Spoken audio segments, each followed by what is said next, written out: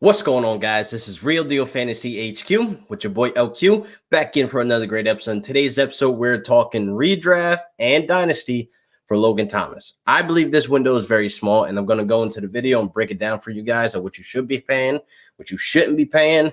How do you address the draft about Logan Thomas? So I don't want to waste any more time, so let's get right into the episode.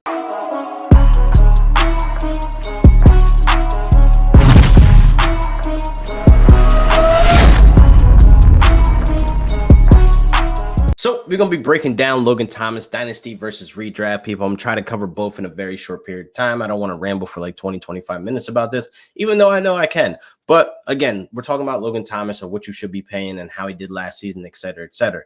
My man finished tight end 3. That is amazing. That is something that I did not see happening, honestly. If you would have told me last year that this guy that's in year 9 or year 8 or whatever is going to be breaking out this year, I probably would have called you a liar. I probably would have said your take is trash. But again, him finishing tight end 3 is amazing. He averaged 6.9 targets per game. He really finished third if you take away Kittle. If you take away Kittle, him being hurt, I would full send it saying, that, Logan Thomas finished third. Really, he did. But again, he finished fourth, technically because of Kittle, whatever. I don't want to take it into account saying that if Kittle finished, the entire season that, Logan Thomas will finish third. No, of course not. He'll probably still finish fourth, and that's where he's at right now. So overall, he finished third in total targets, people, 110 targets. That is amazing, people. He has the volume. He has the swagger to be that guy, to be a stud, but he cannot jump ahead into that big 3 that we always talk about: Mark Andrews, Kittle, and Kelsey. So I think what's holding him back, honestly, is the red zone targets. He only had, 7 catches, 8 targets, and only had 3 touchdowns. If that number jumped to 6, if that number jumps to 8, that would be amazing. I think they need to utilize him as, a red zone threat, a real red zone threat. You know what I mean? I really think those targets should be up there in the double digits. But again, we don't know the QB situation. That's also in question. The musical chairs when it came to quarterbacks last season. So Haskins, Kyle Allen, Alex Smith, and Heineke. So I really don't think Washington's going to go into the season with Heineke as, the full send. But maybe they make a push. Maybe they make a push for a Winston or a Mariota or somebody that's out there available. I really don't think they have the money or they have, the options to go get a high-profile guy like Watson or Dak and et cetera. So I definitely think, I will hold off thinking that they're going to bring in a high-profile quarterback, but I really think they should make a push for a reliable, a serviceable quarterback. I would love to see Winston there. I would love to see, Winston and Scary Terry and Logan Thomas, because Logan Thomas being the second option in our offense is great also. That's what makes me want to have Logan Thomas on my team. But here's the thing. This window is very small, people, when it comes to dynasty and even redraft. So dynasty, I don't want you to go paying an arm and leg for a tight end 3, thinking that he has the volume every game, which he does, thinking that he's going to continue to be that second option in that offense, which probably will be this season. But here's the thing.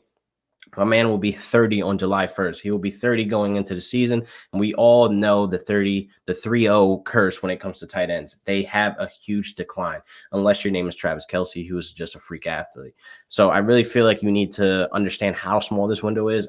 I know you're probably thinking like, oh, age is just a number. Not really. It is really out there. If you were 30 years old, you were going to decline after that. And I really feel like, we need to take that into account, because even Jason Witten, now we look at him, 2013 is the last season he put up fantasy relevant points. He was tight end 5.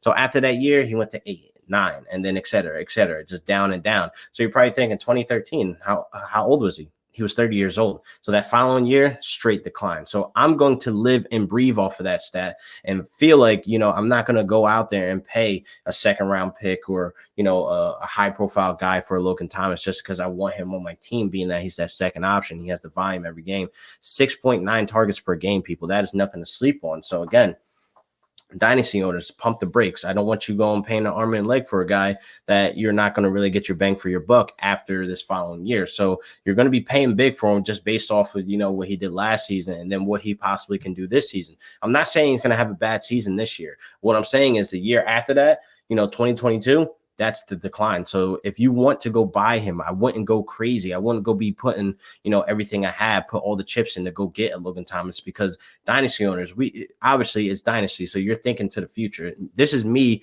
new into this space, new into, content, talking about, dynasty, but I already understand that guys that are not going to give me bang for my buck the following years, it's about longevity, people. So you want to get in on those young tight ends or those young players at other positions, etc. So for you guys in redraft. So here's the thing. His ADP right now is about the 8th, 9th round. I really think that's going to change. It's probably going to change until, the 7th, 6th round, probably once we get closer, if they make a move for a quarterback, because that's really what's going to make his value go up, is if they bring in a high profile quarterback, or if they bring in a guy that's serviceable better than what they currently have. So that's honestly like a good price I'm willing to pay in redraft for 8th round. But if he starts creeping up there where he gets to like 6, the 6th round, I think that's where I draw the line, where I don't want to pay for Logan Thomas in the 6th round and redraft, because that 6th round, there's still some good, wide receivers there. There's still some running back twos there. And I really feel like you need to, address the draft, not overpaying for a guy you really only need one of, you know what I mean? I've been preaching this for a while when it comes to tight ends. I only draft one because that's really all you need in most of these leagues. So I definitely think, again, what's holding him back is the red zone targets, man, the red zone production. I really think that's what's holding him back to be conversated about with the big three, with Mark Andrews and Kittle and Kelsey. So, again, that 30-year mark, 30-year, he's turning 30. So, therefore, that bang for your buck in Dynasty, people, is not going to be there, especially if you're looking to add to a much-needed position that you're desperate in. And I don't think, Logan Thomas is going to be the fix, in the long run. So, that's all I really got on Logan Thomas when it comes to redraft and Dynasty. You just have to mind what you're doing, be thoughtful about, what you're about to give up for Logan Thomas, because this window is about as big as this. So therefore, if you're going to go get him now in Dynasty. Go make that trade, very, very low, not expensive. Don't go give him the arm and leg. But again, if you're really desperate and you have no choice, then hey, do what you do, man. Do you, boo-boo. But again, just be careful. Just don't overpay, man. I would hate to see that you give up, a very capable guy that has the longevity just for a guy you think that's getting hot in like year 9, basically, and he's turning 30. So just be mindful what you do about Logan Thomas. I don't want to bash him. Like I said, I'm not bashing. I'm not down talking. I'm not saying that he's not going to have a good year this year, but it's what he's going to do after that. And then redraft, again, just be willing, to kind of move to the draft and kind of get best available once you get to a Logan Thomas, because I don't see Logan Thomas better than, Cortland Sutton, that could be on the rise again. I don't think he's better than Tyler Boyd, et cetera, all these other guys that are going to fall in those later rounds. I don't think he's better than Robert Woods. I can keep going and going and going. So I definitely think, just be cautious and just draft correctly, people, and do what you can to bring home the gold, people. So this wraps up the episode, Logan Thomas in Dynasty and redraft. I broke it down the best of my abilities. This is basically new content for me to be talking Dynasty. This is my first year doing it. So I definitely think I need to sharpen the tool. I need the reps to get better at Dynasty talk, but I'm doing what I can, people, to give you guys fire content. Shirts will be on sale soon, by the way. Just bear with me, trying to organize and attack the market the best way I can. I got the shirts, more shirts coming in. Got the Send It shirts. I got the Cutthroat Season shirts coming. I got a lot on the way, people, so please be on the lookout. So this wraps up the episode. Leave a like, subscribe, comment below on what you guys think about the episode, and I'll see you guys next week for another great episode of Real Deal Fantasy HQ with your boy LQ. Peace.